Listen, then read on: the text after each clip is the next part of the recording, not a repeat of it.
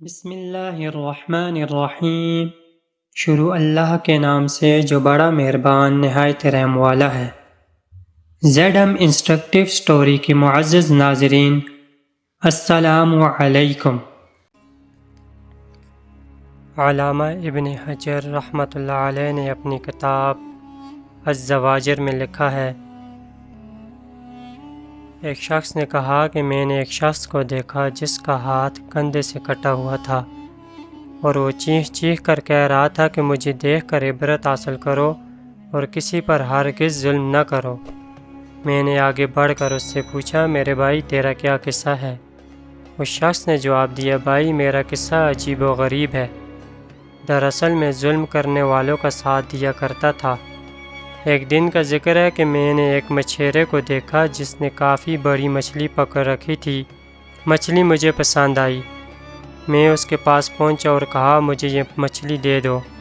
اس نے جواب دیا، میں یہ مچھلی تمہیں نہیں دوں گا کیونکہ اسے فروخت کر کے اس کی قیمت سے مجھے اپنے بال بچوں کا پیٹ پالنا ہے۔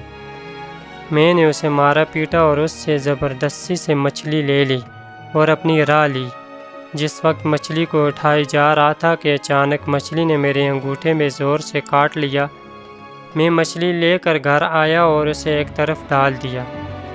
اب میرے انگوٹھے میں ٹھیس اور درد تھا اور اتنی تکلیف ہونے لگی کہ اس کی شدت سے میری نیند اڑ گئی۔ پھر میرا پورا ہاتھ سوج گیا۔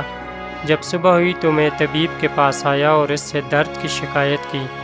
طبیب نے کہا، یہ انگوٹھا سڑنا شروع ہو گیا ہے، لہٰذا بہتر ہے کہ اس کو کٹوا دو ورنہ پورا ہاتھ سڑ جائے گا۔ میں نے انگوٹھا کٹوا کر نکلوا دیا، لیکن اس کے بعد بھی سڑنا ہاتھ میں شروع ہوئی اور درد کی شدت سے سخت بے چین ہو گیا اور سو نہ سکا۔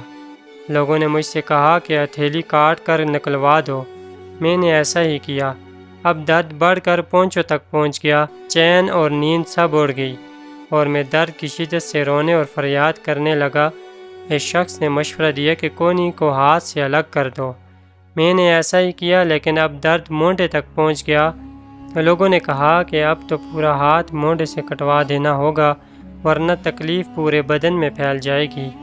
اب لوگ مجھ سے پوچھنے لگے، آخر یہ تکلیف تمہیں کیوں شروع ہوئی؟ میں نے مچھلی کا قصہ سنایا۔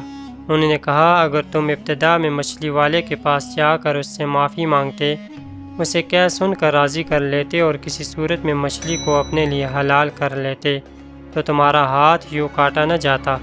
اس لیے اب بھی جاؤ اور اس کو ڈھونڈ کر اسے خشک کر لو ورنہ تکلیف پورے بدن میں پھیل جائے گی۔ اس شخص نے کہا کہ میں نے یہ سنا تو مچھلی والوں کو پورے شہر میں ڈھونڈنے لگا۔ آخر ایک جگہ اس کو پا لیا۔ میں اس کے پیروں میں گر پڑا اور انہیں چوم کر رو رو کر کہا کہ میرے آقا، تمہیں اللہ کا واسطہ مجھے معاف کر دو۔ اس نے مجھ سے پوچھا، تم کون ہو؟ میں نے بتایا، میں وہ شخص ہوں جس نے تم سے مچھلی چھین لی تھی۔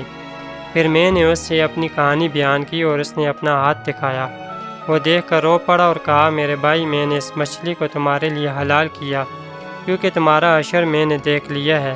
میں نے اس سے کہا، میرے آقا، خدا کا واسطہ ہے میں تم سے پوچھتا ہوں کہ جب میں نے تمہاری مچھلی چھینی تو تم نے کوئی بدعا دی تھی؟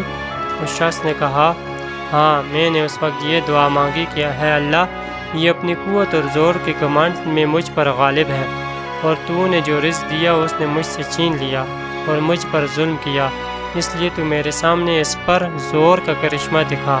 میں نے کہا، میرے مالک اللہ نے اپنا زور تمہیں دکھا دیا۔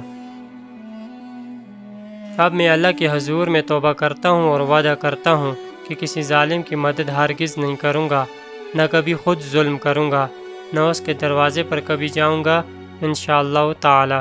جب تک زندہ رہوں گا اپنے وعدے پر قائم رہوں گا۔